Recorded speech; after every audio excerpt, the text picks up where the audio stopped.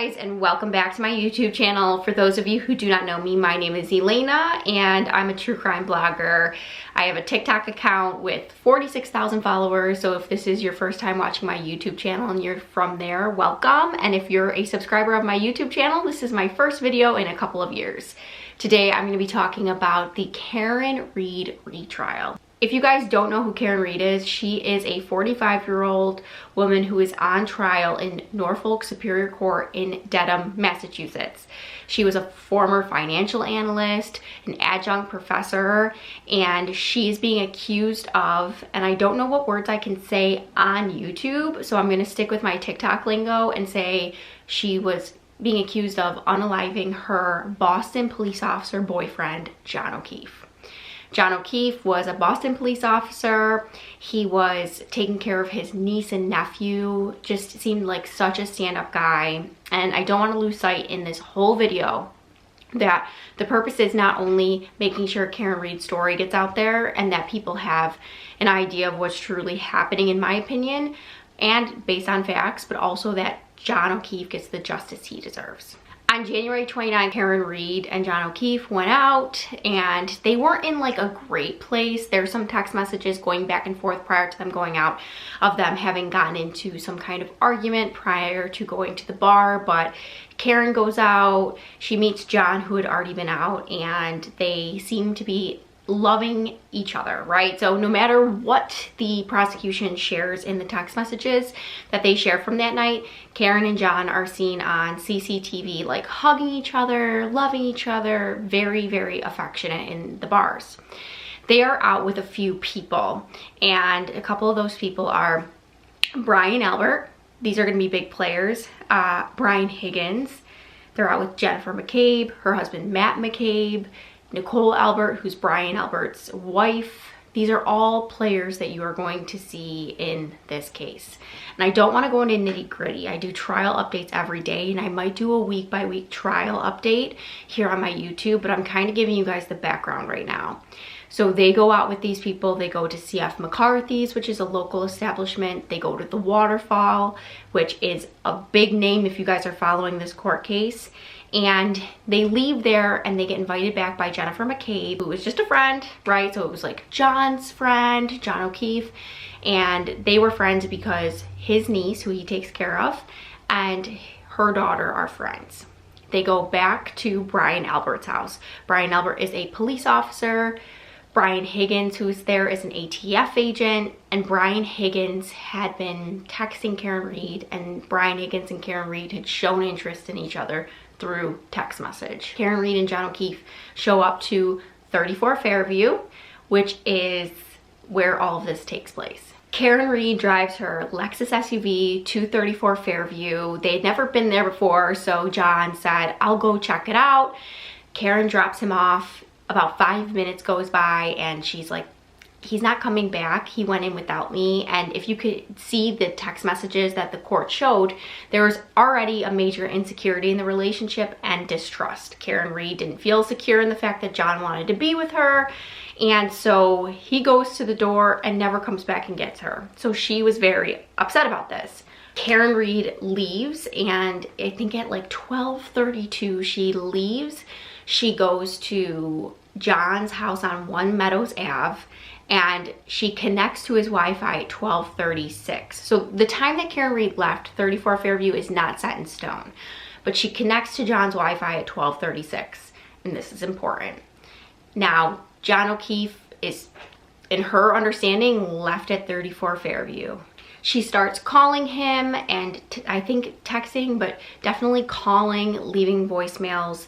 There were 44 unanswered calls that Karen Read left for John O'Keefe from like the hours of midnight to I'm not sure when.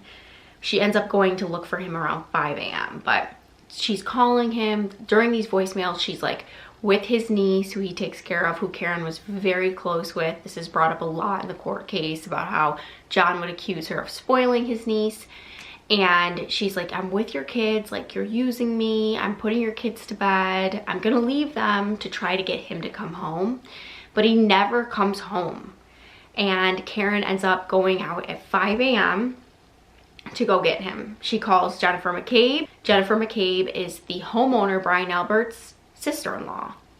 Brian Albert's married to Jennifer McCabe's sister.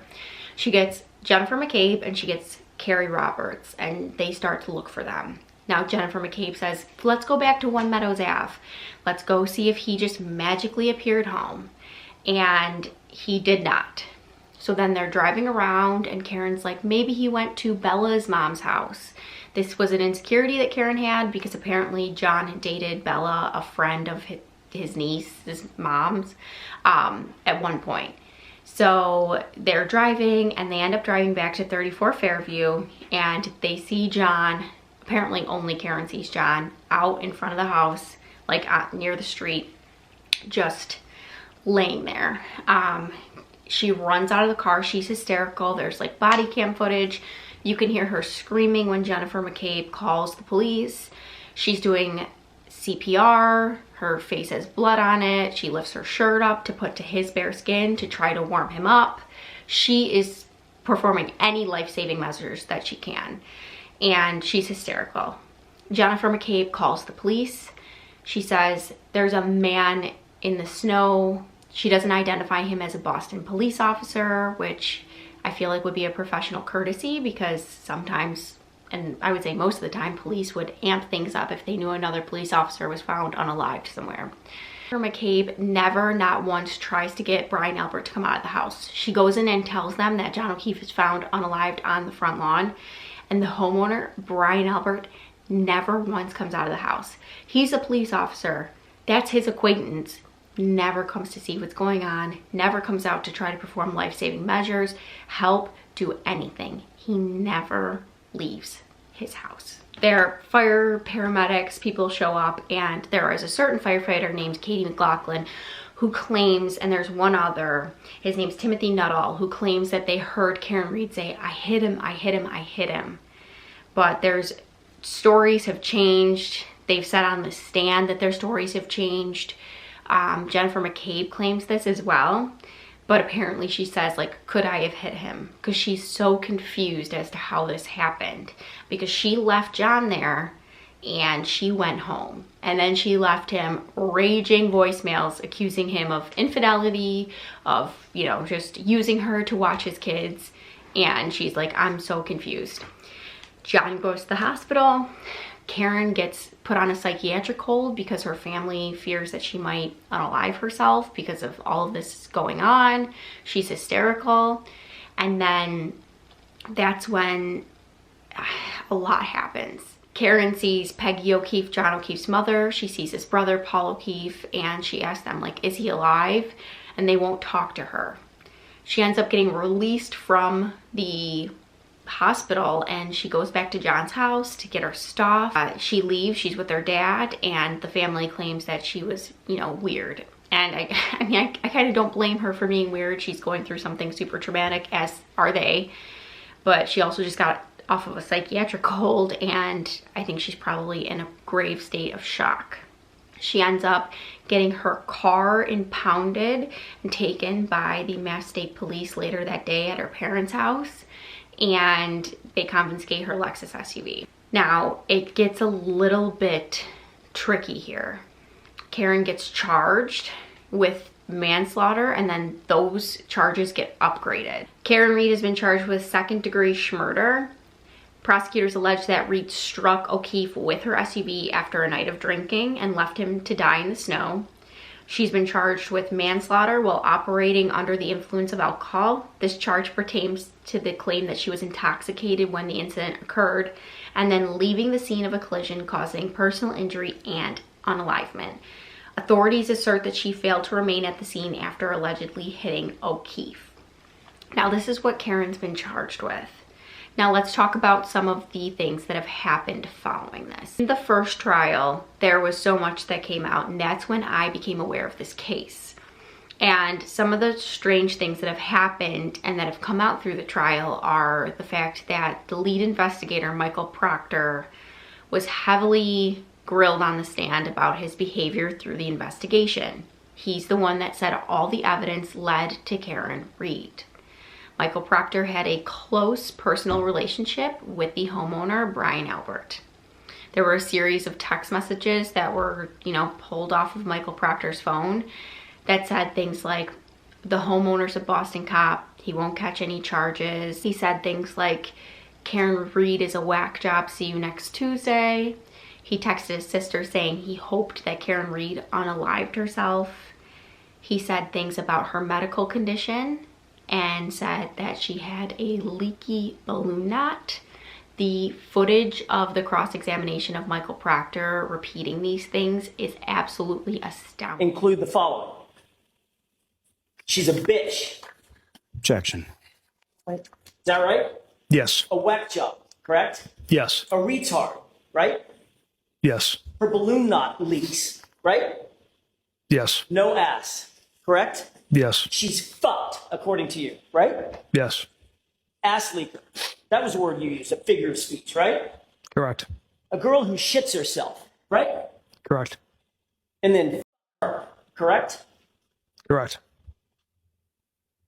Would you agree, Trooper Proctor, that you have dehumanized Karen Reed during the course of your investigation with comments and words like this? Objection.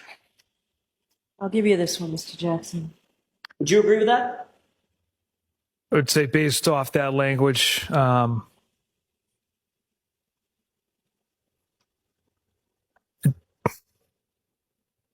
yes. And you admitted, in your own words, that the cop homeowner wasn't going to, quote, catch any shit, right? Correct. Because you were out to quote, make this cut and dry. Isn't that right? The homeowner wasn't going to catch any shit because Mr. Elba had nothing to do with Mr. O'Keefe's death. Because you were going to make sure that the case was cut and dry. Those were your words, right? Objection. Sustained. And Trooper Proctor, it would be far easier for you to pin it on the girl who's just a whack, in your words, who you hope just killed, right? Objection. Sustained.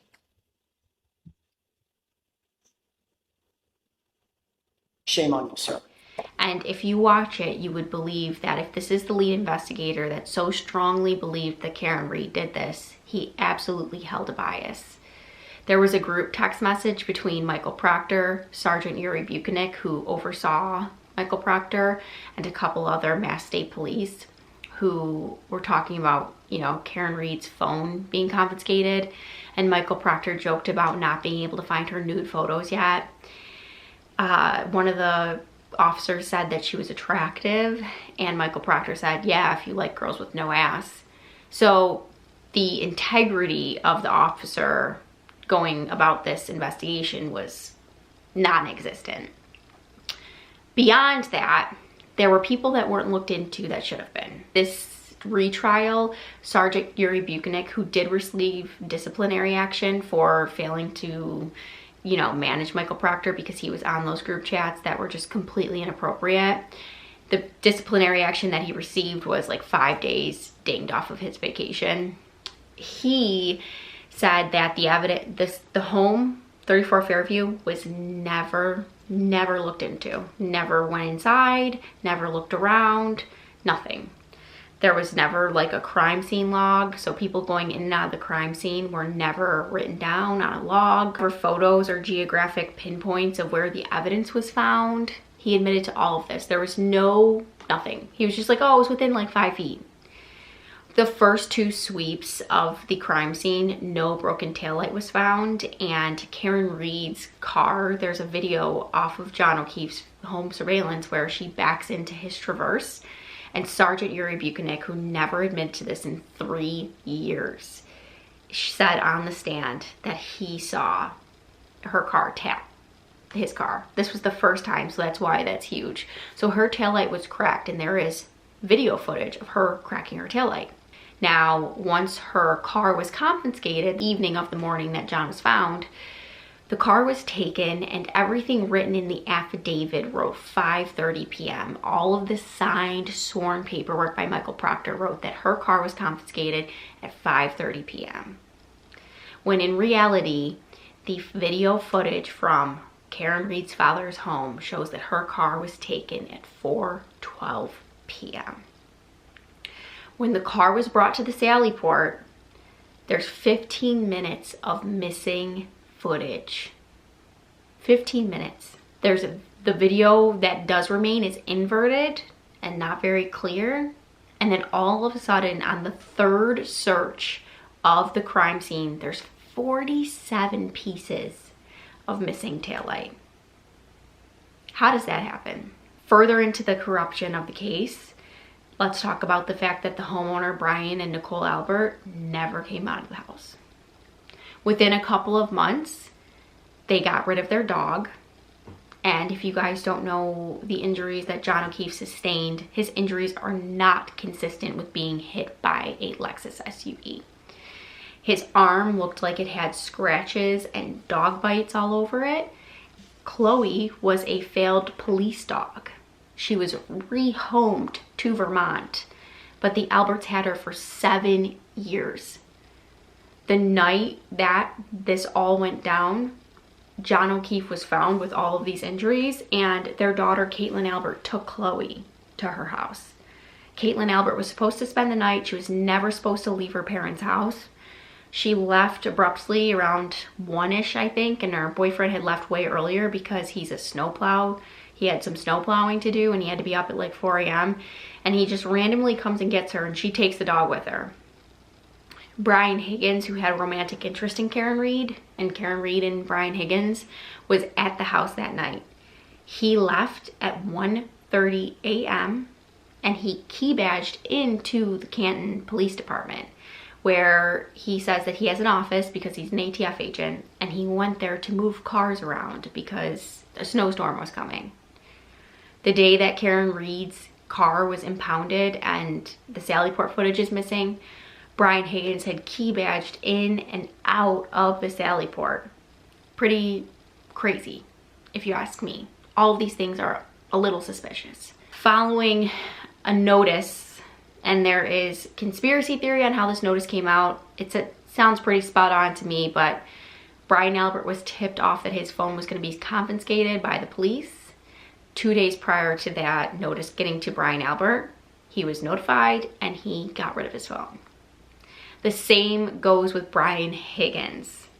Brian Higgins took his SIM card, put it in one bag, took his actual phone, put it in another bag, drove these trash bags to a military base and disposed of them in 2 separate dumpsters. People with nothing to hide nothing. So if you guys have questions, I do too.